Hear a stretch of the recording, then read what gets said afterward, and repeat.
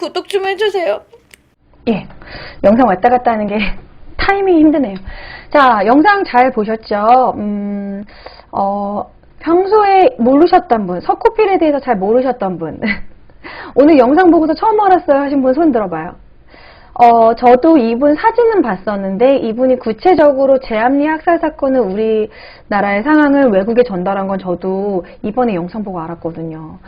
저도 뭐 학원 강사도 했었고 나름 역사교육과를 나왔는데도 불구하고 저도 이렇게 석고필이라는 분이 이완용한테 그런 얘기를 했고 제암리 학살 사건에 대해서 이렇게 외국 외신에 전달을 했는지에 대해서는 저도 최근에 알았어요. 그리고 이제 막 수업 준비하고 이러면서 정말 대단한 분이다. 멋지다.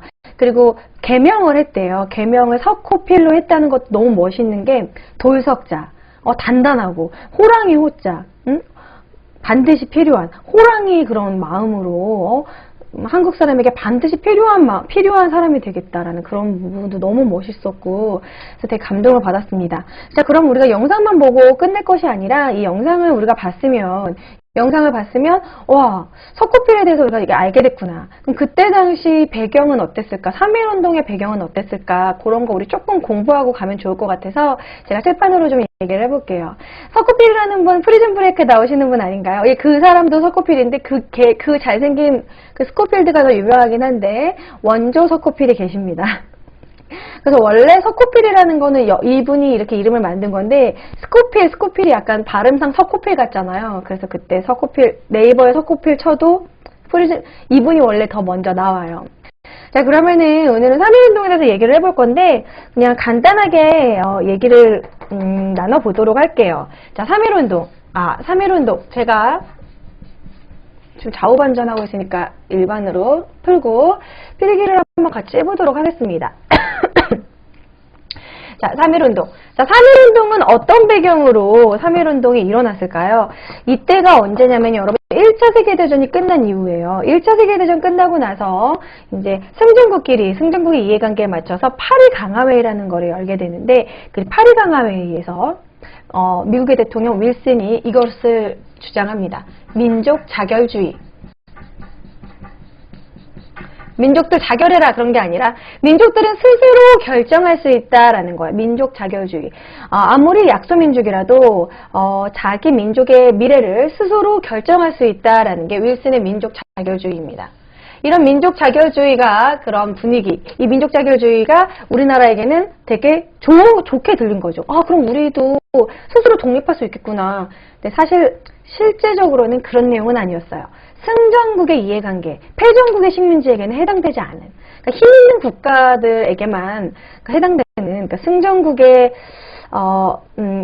식민지에게는 해당되지 않았던 거였어요. 패전국의 식민지에게만 해당됐고 패전국한테 그 식민지를 뺏기 위한 그런 사실 논리였는데 우리는 그냥 그 얘기만 듣고 자극을 받은 거죠. 거기다가 플러스 배경을 더 얘기해보자면 일본에서 2.8 독립선언이 있었습니다. 그 전에 3월 1일, 그 전에 2월 8일 독립선언.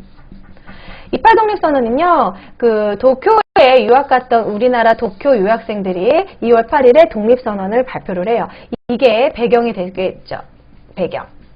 간단하게 배경을 얘기해본다면 민족자결주의와 2.8 독립선언이 3.1운동의 배경이 되고 자, 3.1운동은 누구누구누구가 일으키게 됐냐면 여러분 민족대표 33인 민족대표 33인 들어보셨죠? 와, 소셜 댓글이 뜨네. 소셜 댓글 채팅 표시 꺼야지. 자, 3.1운동은요, 민족대표인데, 그 민족대표 33인은 어떻게 포함이 되냐면, 주로 종교계가 많았습니다.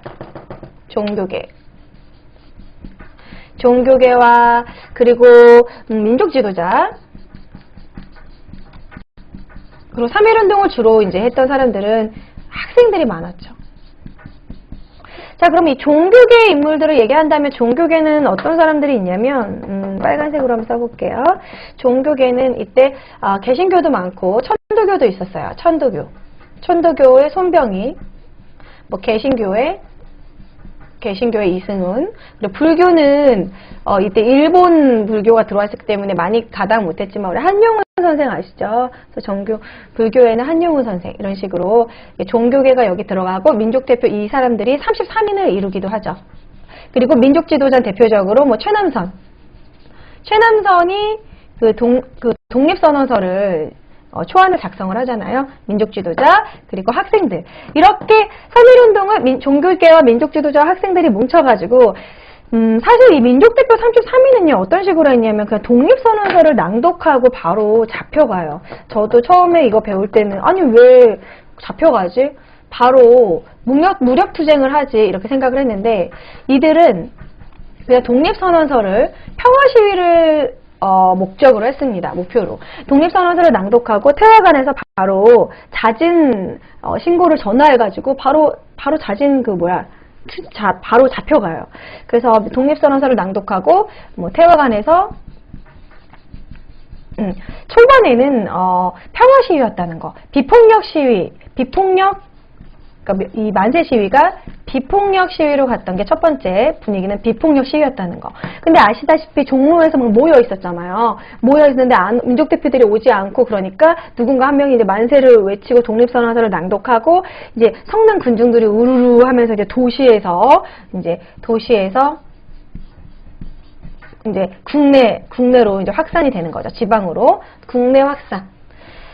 도시에서 지방으로 확산된다. 국내로 확산되죠. 국내로 확산되는 그 과정에서 분위기가 어떻게 되냐면 약간 폭력적으로 바뀝니다. 이 폭력적으로 바뀔 수밖에 없었던 것이 평소에 일본 애들한테 쌓인 게 너무 많았던 거야. 막 약탈당하고 막 그런 게 있으니까 막 일본 막 주재소 불태우고 막 일본 순사들 공격하고 이런 식으로 어느 정도 좀 폭력적으로 바뀌게 되죠. 전국적으로 이제 국내로 확산이 됩니다. 그리고 나서는 이게 이 3.1운동이 이제 국외로까지 확산이 돼요. 국외로 확산이 됐다는 거는 간도나 연해주 그리고 구미위원부의 미국까지 이렇게 국외로까지 확산이 됩니다. 그래서 세계에서도 3.1운동을 보고서 한국이 우리 조선이 독립을 하겠다는 의지가 있구나 이런 식으로 막 세계에서도 이렇게 뉴스 보도도 하고 신문 보도도 하고 막 그랬어요. 자, 그러면 결과. 자, 3.1운동의 결과 어떤 게 변했느냐. 우리가 독립은 하지 못했지만 그래도 많은 변화가 있었습니다. 이때 일본이 우리나라가 3.1운동을 대대적으로 하는 거 보고 얘네들 하나로 뭉치니까 좀 무섭구나. 저번 시간에도 얘기했는데 무단 통치에서 무조건 강압적으로 눌러서는 안 되겠다. 얘네들을 이간질 시켜가지고 친일파를 양성해야겠다 해서 문화 통치로 좀 풀어주는 듯하게. 그리고 사실 일본은요. 외국에 보여주려고 문화 통치를 한 거예요. 우리 막 조선 사람들한테 잘해줘. 우리 문화적으로 대해줘. 이런 식으로 문화 통치로 바뀌죠. 문화 통치로. 하지만 명칭만 바뀌었을 뿐 하는 건 똑같았다는 거. 그리고 이때 3.1운동을 하고 나서 뭔가 우리도 정부가 필요하다. 그렇죠. 뭐가 수립되죠? 대한민국 임시정부가 수립되죠. 대한민국 임시정부. 상하이 임시정부가 수립되게 되고 이 대한민국 임시정부는 이따가 다음 영상 조지쇼와 관련된 영상 보고 조금 더 또 얘기 나눌 거예요. 그때 구체적으로 하는 걸로 하고 그리고 우리 3.1운동의 영향을 받아서 중국에서는 5.4운동이 일어나게 돼요. 중국도 이때 당시 일본의 거의 반식민 지식으로 되고 있었거든요. 그렇죠? 그리고 인도도 이때 영국의 식민지였죠? 인도의 간디의 비폭력 불복종 운동. 여기에 영향을 주게 된다. 그래서 이 3.1운동은 세계적으로도 이런 영향을 주고 우리나라는 임시정부가 생기고 통치 방법도 바뀌는 정도로 이제 대대적인 영향을 끼쳤는데 하지만 크게 성공을 하지는 못했어요. 실패 원인을 얘기를 한다면 여기 빈칸에다가 실패 원인. 3.1운동을 했지만 우리는 독립을 이루지 못하고 결국 일본에게 엄청나게 때려 맞고 무력적으로 탄압을 받게 돼요. 실패 원인이라고 한다면 이 민족 자결주의는 그때 세계적인 국제 정세가 민족 자결주의는 뭔가 패전국의 식민지에만 해당됐다. 우리에게 해당되는 분위기가 아니었고 그리고 또한 이때 좀 뭔가 조직적으로 이렇게 이끌지를 못했어요. 어떻게 말할까? 조직적으로 이끌지를 못했다. 조직적으로 이끌지 못했다.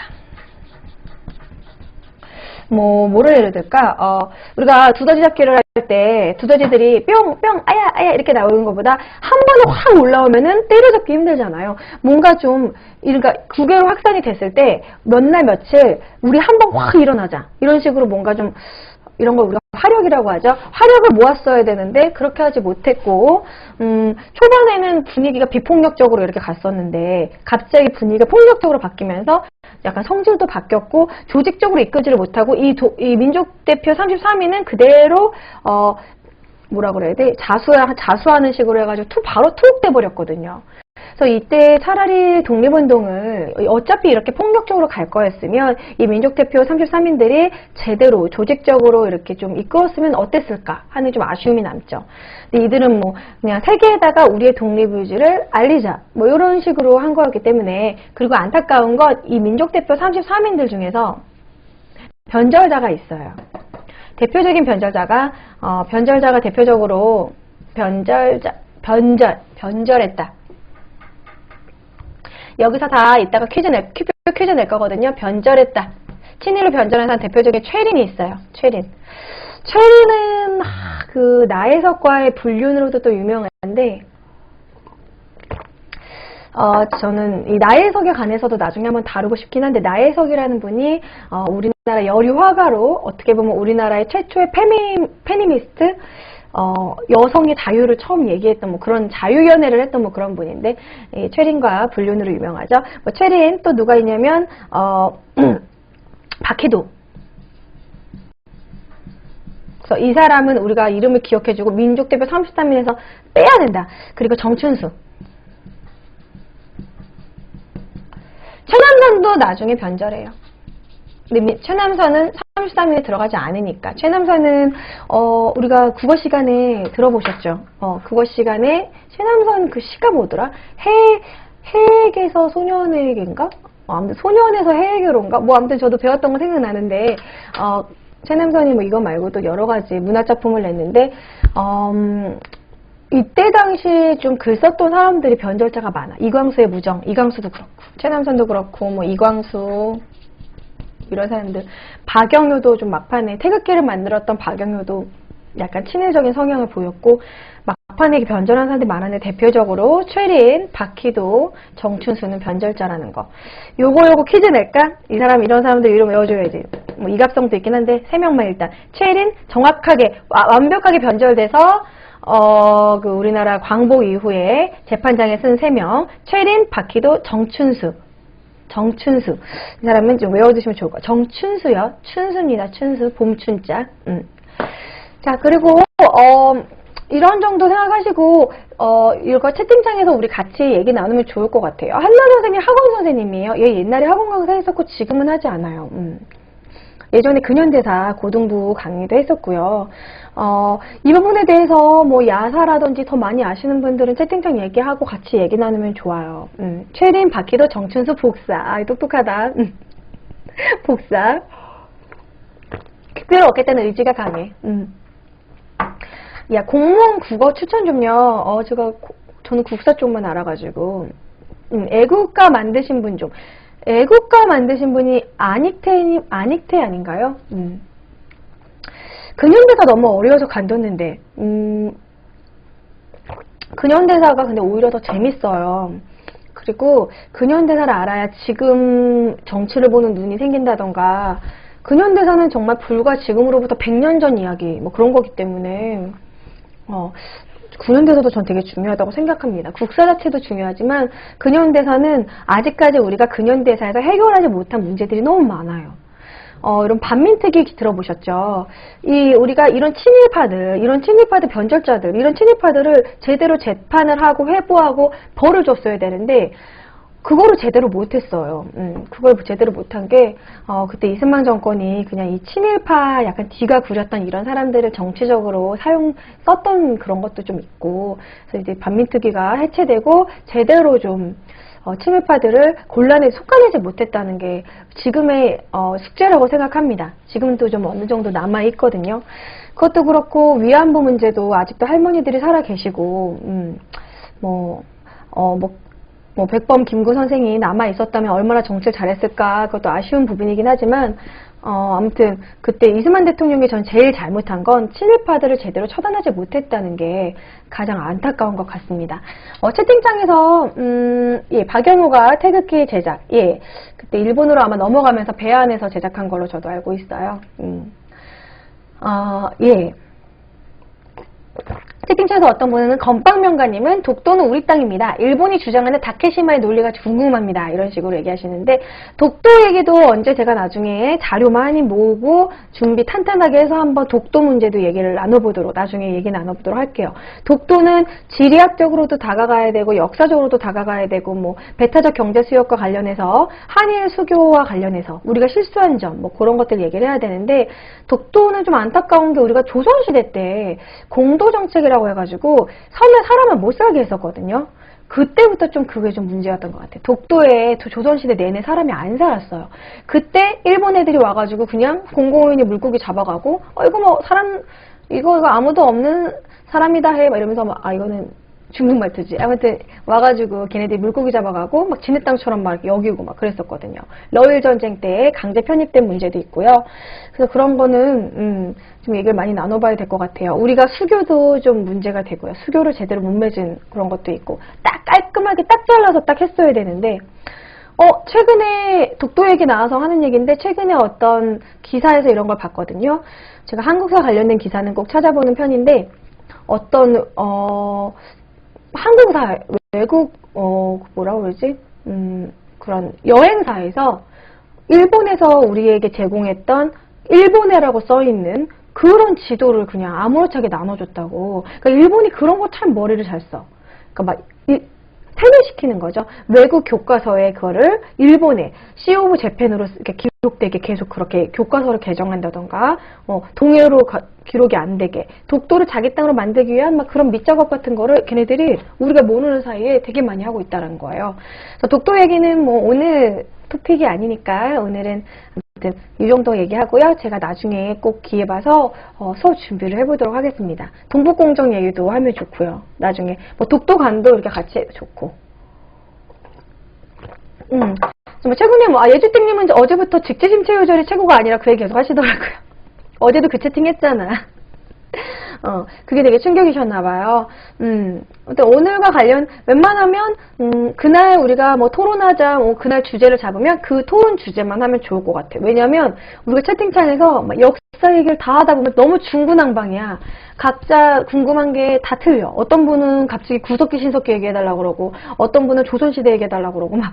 너무 중구난방이니까, 우리가 좀 이야기가 산으로 가니까, 오늘 뭐 이런 이야기, 3.1운동에 관련된 이야기를 하는 게 좋을 것 같아요. 혜민조아님 스티커 감사합니다. 예. 라면강님이 좋은 얘기를 해주셨어요. 이승만이 반민특위를 방해한 이유는 그때 당시 정당에서는 이승만 지지가 너무 적었기 때문에 친일까지 청산되게 되면 자신의 입지가 무너질까봐 노덕수를 보호한 건데 그 다음에 이제 반공을 구축했다고. 그것도 맞는 말이에요. 그러니까 이승만이가는 자기의 입지를 굳히기 위해서 친일파들을 어느 정도 썼다라는 거죠. 왜냐면 좀 지가 구린 사람들이 좀 자기가 부려먹기가 쉽잖아. 너 친일 그거 내가 덮어줄 테니까 나한테 충성해라. 뭐 요런 분위기가 돼버린 거죠. 그리고 미국 입장에서도 이때 냉전 체제였잖아요. 이승만을 중심으로 해가지고 미국 애들도 뭔가 약간 지가 구린 이런 친일파 애들. 그리고 친일파 쪽 사람들이요. 영어를 또 잘했어. 왜 그랬냐면 이때 당시 분위기에 친일을 해야지만 좀 유학도 가고 좀 먹고 살만하고 이랬기 때문에 이 친일파들의 자식들은 주로 외국에 나가서 호의호식하고 유학 가고 공부하고 그랬었단 말이에요.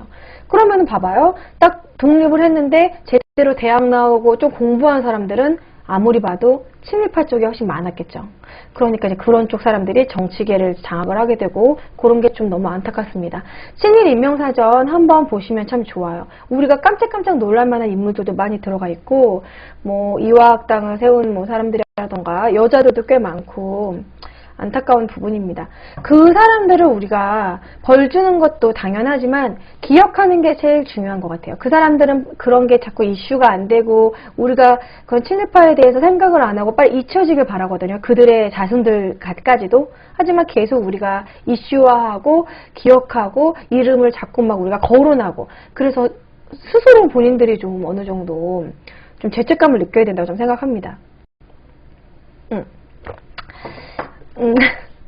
남친 있어요? 아, 이거 뭐야, 이거. 선생님, 뭐, 교생 실습 가면은 선생님 남친 있어요? 첫사랑 얘기해주세요. 뭐, 이런 분위기인가? 한나님 고려대 나오셨어요? 대학은 제가 오픈하지 않습니다. 그냥 저는 인서울, 서울 안에 지하철 지나가는 그냥 너무 좋지도 나쁘지도 않은 사범대예요. 예. 손병희도 친일파였나요? 저는 손병희는 친일로 변절했다는 얘기는 안 들었는데, 손병희는 저는 독립운동 쪽으로 힘쓰다가 나중에 죽은 걸로 알고 있는데, 친일파의 기준이 뭔가요? 친일파는 일본에 동조한 거죠. 그러니까 예를 들어서 뭐, 강제징용 같은 거 막 할 때 적극적으로 그런 거를 막 홍보하고 일본의 앞잡이가 되는, 일본에게 동조하고 조선 사람에게 피해를 주고 우리나라 독립에 반대하는 행동을 한 사람들을 친일 행적을 했다고 보죠. 그런데 우리가 친일파 그 부분도 좀 되게 좀 애매한 게 좀 있어요. 이 독립운동도 우리가 근현대사를 공부하면 아시겠지만 위정척사 사상과 개화사상파 이렇게 나눠가지고 개화파 쪽 사람들은 애국개몽운동으로 이어지고 약간 좀 평화주의적인 독립운동을 했었어요. 이렇게 공부하고 이렇게 신학문을 받아들이고 우리나라가 부국강병해야지만 독립을 할 수 있다 이런 식으로 애국개몽운동을 하신 분들도 있고 위정척사 사상, 독립투쟁 막 간도에 독립기지 만들고 의거 활동하고 뭐 그런 쪽으로 독립활동을 했던 분들이 있어요. 그런데 이런 애국개몽 운동을 했던 그런 분들은 좀 약간 민족주의 진영이라고 해서 실력양성운동 그런 거 했던 분들은 뭐 그런 식으로 약간 좀 소극적인 운동을 했다고 해서 또 친일로 보는 경향도 있고 그 기준이 좀 애매모호하기도 하거든요. 근데 우리가 이제 변절자라고 흔히 얘기할 때는 정말 변절적인 행동을 심하게 한 그런 사람들, 정말 친일적인 행동을 강하게 한 사람들을 얘기를 합니다. 자, 어쨌든 3.1운동 부분은 별로 어려운 게 없잖아요. 3.1운동 민족자교주의, 28 독립선언 뭐 이런 부분 요거의 배경으로 했다는 거 요거 두 개는 너무 기본적인 걸 알고 계시고 종교계와 민족지도자와 학생들이 힘을 합쳐서 처음에는 독립선언서를 낭독하는 비폭력적인 그런 독립선언문 낭독에서 국내로 확산되고 막 점점 약간 무력적 투쟁으로 바뀐 다음에 국외로 확산돼서 외국에 중국의 오사운동과 인도의 비폭력 불복종운동에 영향을 줬고 우리 상하이 임시정부가 수립이 되고 무단통치에서 통치 방법이 바뀌는 그런 영향을 줬다라는 거. 3.1운동 하면 우리가 제한리 학살 사건과 유관순에 대해서 얘기를 안 하고 넘어갈 수 없죠. 제한리 학살 사건은 방금 우리가 영상으로 봤잖아요. 뭐 되게 잔인했다라는 거. 제가 제한리 학살 사건과 관련해서 잠시만요. 제가 이런 블로그도 몇 개 이렇게 즐겨찾기 해놔서 자료를 보여드리려고 해놨어요. 제한리 학살 사건 일단 외국에 보낸 그 문서를 보면 잠시만요. 요게 너무 크게 보인다. IC로 보니까 이렇게 보이는구나. 잠깐만요. 요거를 연결 프로그램을 사진 배우로 보는 걸로 할게요. 이게 그냥 깔끔하니까. 그냥 뭐 외국말이니까 뭔 말인지 모르겠고 그냥 대충 보시면 옆에 보시면요. 첫 번째가요. 여기 지금 총살을 하고 있는 사진이 있는데 이게 17 학생들이에요. 16, 17 학생들을 이렇게 쭈르륵 앉혀놓고 총살하는 장면. 이 밑에 장면은요. 총을 맞아서 죽어가는데도 불구하고 강제로 생매장하고 있는 장면이라고 합니다. 그래서 여기 이게 외국에 실린 제한리 학살 사건과 관련된 내용을 실린 미국 신문인데 3.1운동 학살 참상을 보도한 워싱턴 타임즈 1919년 3.1운동 이후 일본이 조선의 민간인들을 불태우거나 총살, 생매장하는 등 대량 학살한 참상을 목격한 미국인의 고발이 1922년 3월 5일자 워싱턴 타임즈에서 보도됐다. 사진은 당시 기사 전문으로 기고자인 로버트 워드는 윗사진은 어린 조선 소녀들에게 총구를 겨눠준 모습, 아랫사진은 처형 후 살아남은 조선인들을 일본군이 다시 생매장하려는 장면이라고 설명했다고 합니다. 이렇게 외국 신문으로 이렇게 남아있고요. 자, 이거 말고도 제한리 학살 사건과 관련해서 유관순 열사 얘기도 하고 내가 제한리 학살 사건 이거를 따로 안 빼놨나? 여기, 잠깐만. 이 사진만 준비했구나. 그 이야기를 하자면, 왜 하필 제암리라는 곳을 특히 학살을 했냐면요. 제암리뿐만이 아니에요. 경기도 지역뿐만 해가지고 막 지방 곳곳에 학살이 많은데 특히 제암리는 특히 잔인했던 게 그 제암리가 소금 염전이 가까운 곳이었어요. 그래서 이 염전노예, 진짜 그런 말 나올 정도로 진짜 그 노예적으로 부려먹었고, 그때 간척 사업을 한다고 제암리 주민들을 엄청나게 부려먹고, 이 주민들이 일본에 대해 쌓인 게 많아서 3.1운동을 되게 적극적으로 참여를 했어요. 그래서 이 제암리 학살 사건은 이 사람들을 본보기로 죽이겠다는 식으로 잔인하게 죽였는데, 교회에 모이게 해가지고 29명인가 막 사람들을 이렇게 모이게 해가지고 불을 질러버리고 하나둘씩 불 때문에 나오는 사람들을 총에 쏴 죽이고, 그때 제가 어디선가 봤는데 어떤 젊은 엄마가 아이라도 살려달라고 창문으로 아이를 꺼내는데 아이 그냥 칼로 찔러 죽이고, 그 정도로 되게 잔인하게 죽였고, 그 제암리 그 마을 자체를 모두 다 불 지르고 사람을 죽이고 학살하고 막 생매장하고, 예, 그렇게 했다라는 거. 그래서 이 제암리가 수원 쪽일 거예요. 수원 쪽. 지금은 이제 제암리가 어느 쪽이라고 하면 화성 근처라고 보시면 됩니다. 뭐 그런 것도 있고, 그리고 유관순과 관련해서는 너무 잔인한 게 많아서요. 이거는 뭔가 자료를 바로 이렇게 보여드릴게요. 자, 유관순 여사가 당한 성고문에 대해서 같이 보도록 하겠습니다.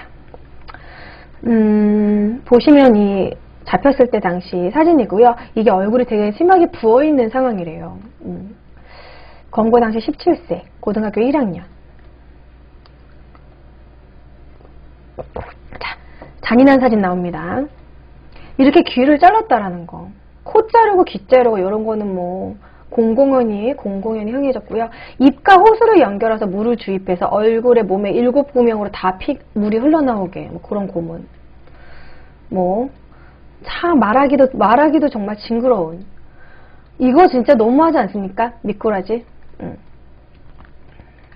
이 잔혹한 성고문으로 유명하죠. 이건 미꾸라지 고문은 너무 잔인해서 얘네들도 뺐대요. 지네 그 고문 그런 기록에. 뭐 이런 식으로. 그리고 이 부어있는 얼굴을, 안 부은 얼굴을 이렇게 복원한 사진도 있고요. 서대문형무소에 가면은 이 독방이 있어요. 저도 이걸 직접 가봤는데 냉장고 정도 크기밖에 안 돼요. 누워서 잘 수가 없는, 쭈그려서 잘 수밖에 없는 정말 좁은 독방입니다. 그래서 결국 사인은 자궁과 방광 파열로 죽게 된 거고요. 6토막으로 잘렸다는 고문의 흔적으로 코와 귀도 없었다고 합니다. 마지막 유언을 보면, 내 손톱이 빠져나가도 내 코와 귀가 잘리고 내 다리가 부러져도 그 고통은 이길 수 있사오나 나라를 잃은 그 고통만은 견딜 수가 없습니다. 나라에 바칠 목숨이 오직 하나밖에 없는 것이 이 소녀의 유일한 슬픔입니다. 그래서 정말 너무 잔인한 고문을 당했다는 거. 이때 이 유관순 열사는 재판 중에도 그 일본인 검사에게 의자를 던져가지고 원래는 처음에는 3년형인가 그렇게 딱 받았는데 의자 던져가지고 7년형으로 늘었죠. 그래서 계속 감옥에 갇혀서도 계속 대항독립 만세를 외쳤고, 너무 잔인한 것 같아요. 계속 성고문으로 결국에는 막 아까 얘기한 것처럼 미꾸라지부터 해가지고 그런 건 잔인한 성고문으로 자궁이 파열되는, 진짜 말하기도 막 짜증나는.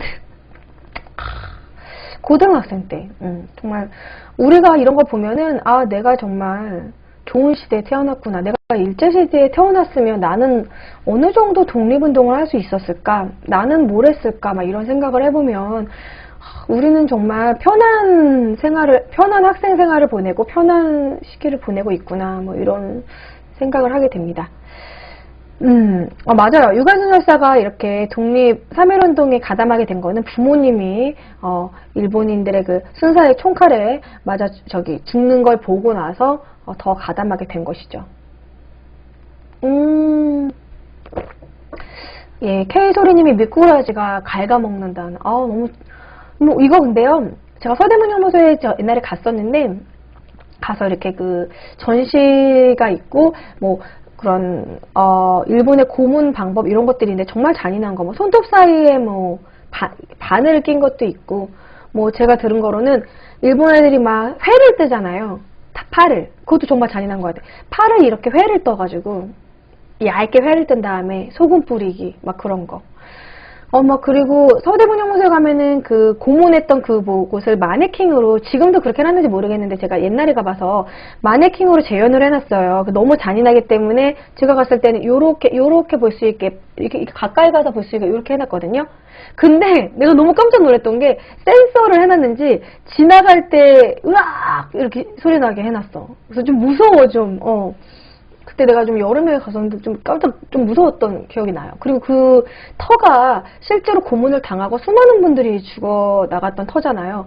서대문형무소에서 제일 무서웠던 건 거기 무슨 굴 같은 게 있거든요. 이렇게 되게 서늘해. 거기 자세히 가면, 가까이 가면. 그 굴 같은데 시체를 이렇게 끌고 갔던, 너무 죽인 시체들이 많아가지고, 시체 소각장으로 이렇게 끌고 갔던, 그런 질질질 끌고 갔던 그런 굴이 있는데 되게 징그러워. 무서워요.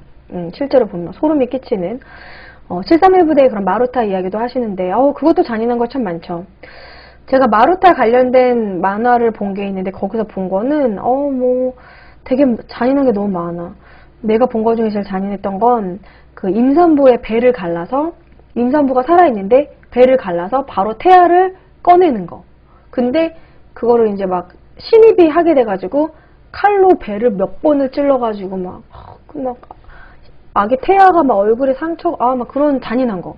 그거뿐만 아니라 뭐 사람을 얼렸다가 녹였다가 하는 일본이 했던 731 부대 마루타랑 그 독일의 아우슈비츠 감옥에서 했던 생체 실험하고 거의 같은 맥락인데, 그것 때문에 독일과 일본이 그때 그런 의료 기술이 발달했다는 얘기가 있거든요. 마루타는 정말 실제고, 영화도 저도 어렸을 때 봤거든요. 영화도 정말 극히 일부고 뭐 정말 잔인한 게 많아요. 그런데 안타까운 건 그 731 부대 그 대표적인 그 사람이 아마 전범으로 그거 처형을 당하지 않았을걸요? 그때 석방된 걸로 전 들었어요. 제대로 죄값을 치르지 못한 걸로 알고 있습니다. 너무 막 잔인한 것 같아요.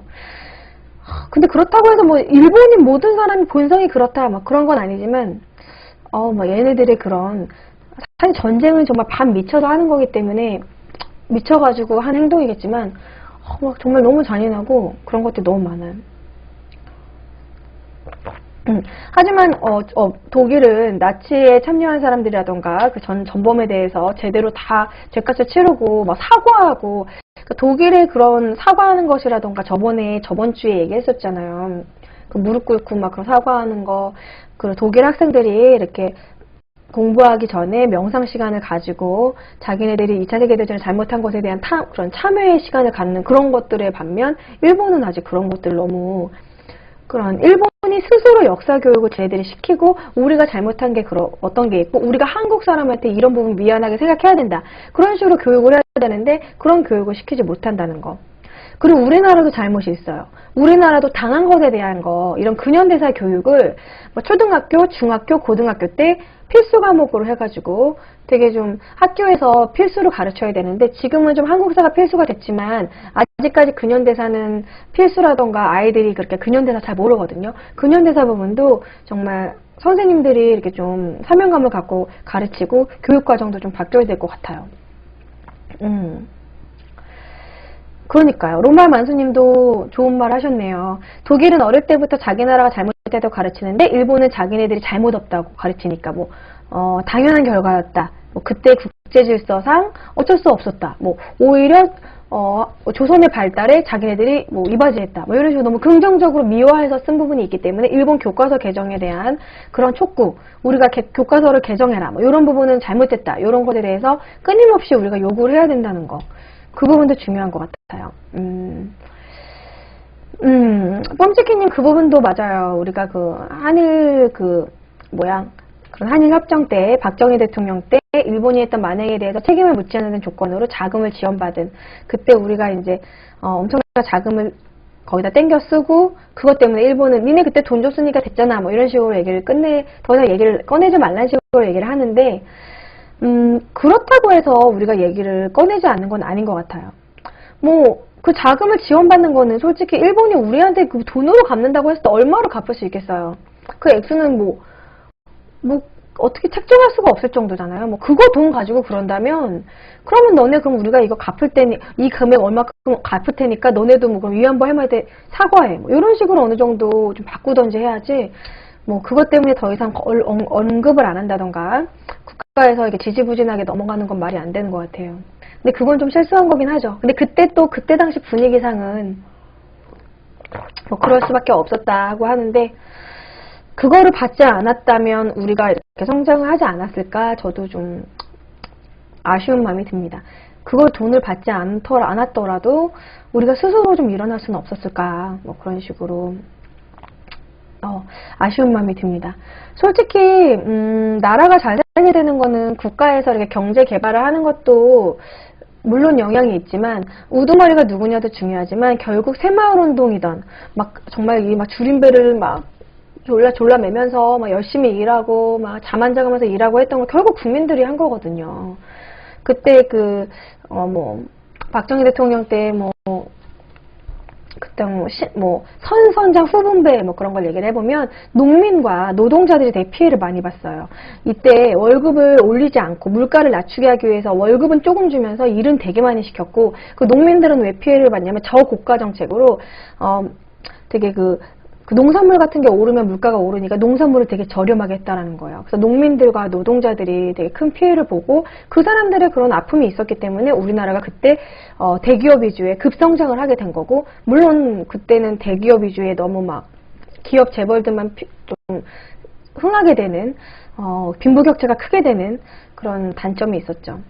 어쨌든 아무튼 제가 하고 싶은 말은 그런 국민들의 그런 아픔이 있었기 때문에 결국 이렇게 성장하지 않았나. 예, 핵종가님 감사합니다.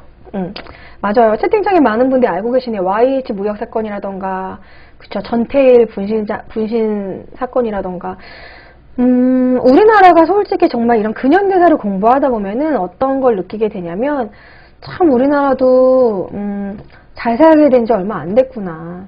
우리가 지금 이렇게 여유롭게 이렇게 산 것도 진짜 얼마 안 됐구나 싶은 게, 70년대만 하더라도 우리나라 1970년대만 하더라도 유신 정권이었고 무슨 대통령 얘기를 이렇게 조금만 욕을 하면 정말 끌려가고 막 삼천교육대 이런 게 있었고 우리나라도 이렇게 고문을 당하고 막 이렇게 시위한다고 그래가지고 끌려가서 고문당해서 죽기도 하고 그런 식으로 우리나라도 정말 제대로 민주주의가 제대로 정말 선 건 거의 6월 항쟁 이후로 1980년대에 이르러서야 됐다는 거. 우리나라는 정말 얼마 안 됐다는 거.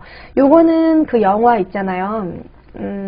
변호인을 보면은 좀 공감이 가실 거예요. 우리가 지금 일본의 3.1운동에 관련해서 유관순과 관련된 이런 고문 이야기 했잖아요. 참 사람이 잔인한 게 일제히 그 고문을 당해가지고 우리가 그런 아픔을 당했으면서 그 일제 고문 이야기를 고문 방법을 그대로 그런 민주주의 시위했던 그런 학생들에게 썼다라는 거. 참 잔인한 거죠. 그 변호인을 보시면은 통닭구이 아시죠? 통닭구이라던가 막 물고문이라던가 그거 한 거 그대로 일본 애들이 우리한테 했던 거 그대로 쓴 거거든요. 좀 안타까운 것 같습니다.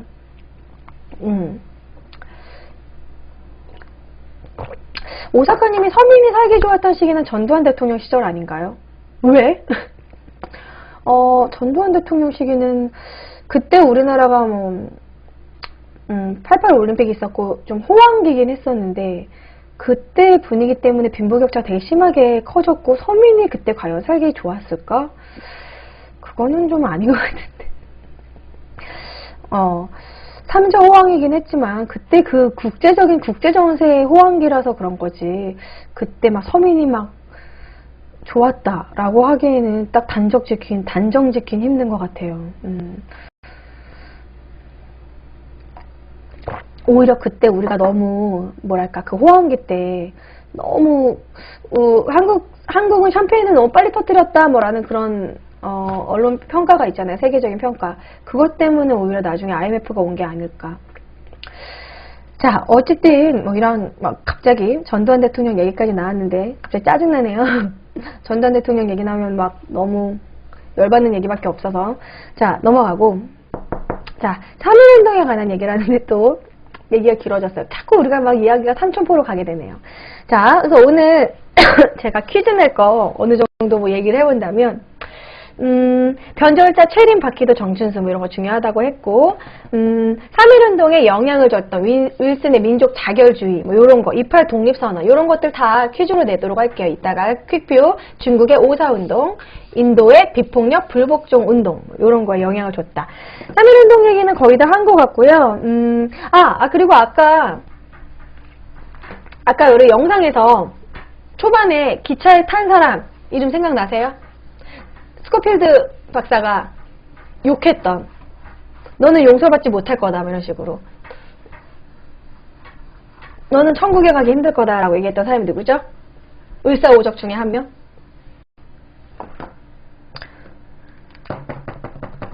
자, 우리가 을사오적 이름 정도는 외워줍시다. 채팅창에서 을사오적 한번 얘기해보세요. 을사오적. 자, 채팅창에 방금 아까 얘기했던 이완용, 이지용, 권중현, 그리고 또 누가 있을까요? 응? 이근택, 그렇죠. 이근택.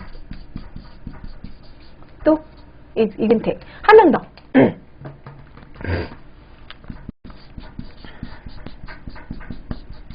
자, 일사오적이란 그 을사조약을 우리는 을사늑약이라고 합니다. 강제로 맺었다. 을사늑약을 맺게 한 일본과 을사늑약을 맺는데 가담한 고종을 배신하고 을사조약을 맺게 한 5명의 그런 친일파들을 얘기합니다.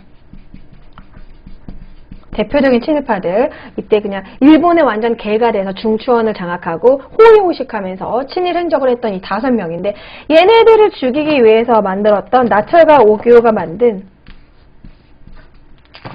이거 들어보셨죠? 오적암살단. 왜 이렇게 안 나오니까 슝슝슝슝. 오적암살단.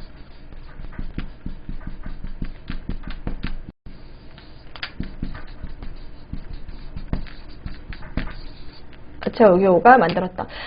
보면은 뭐 이근택 집에 잔입하기도 하고 막 박재순 가가지고 막 찌르고 그랬는데, 이완용 뭐 찌르고 다 그랬는데 다 모두 안타깝게도 죽이지를 못했어요.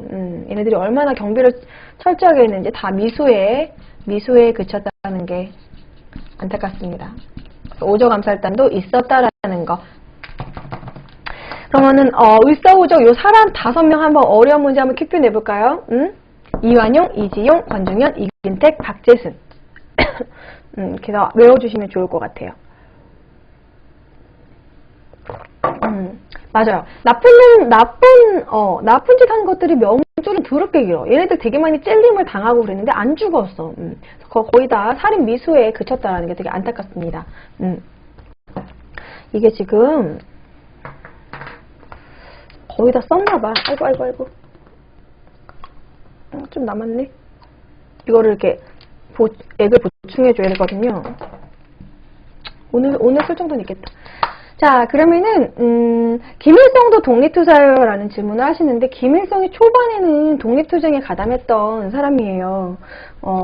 그리고 뭐 남로당 그쪽으로 해서 가담했던 사람이었는데, 근데 북한으로 가가지고 이렇게 이념이 달랐던 거죠. 자, 어쨌든 5명 외워주시고 3.1운동에 관련돼서는 얘기를 다 나눈 것 같습니다. 그러면은 그럼 이어서 우리 조지쇼에 관련된 영상도 이어서 보도록 할게요. 채팅창에 되게 적극적으로 참여하시고 되게 역사에 관심 있는 분들이 많은 것 같아요. 한단이 옷 카라 은박지 구겨서 붙인 건가요? 야, 스팽글이야, 스팽글. 블링블링. 은박지 같아? 치킨 먹고 이렇게 남은 거 붙인 것 같아? 없어 보여. 자, 어떻게 그런 생각을. 자, 그러면 다음 영상도 한번 보고 우리 대한민국 임시정부에 대해서도 얘기를 나눠보도록 하겠습니다. 이게 98화인가? 잠깐만요. 98화. 네, 98화.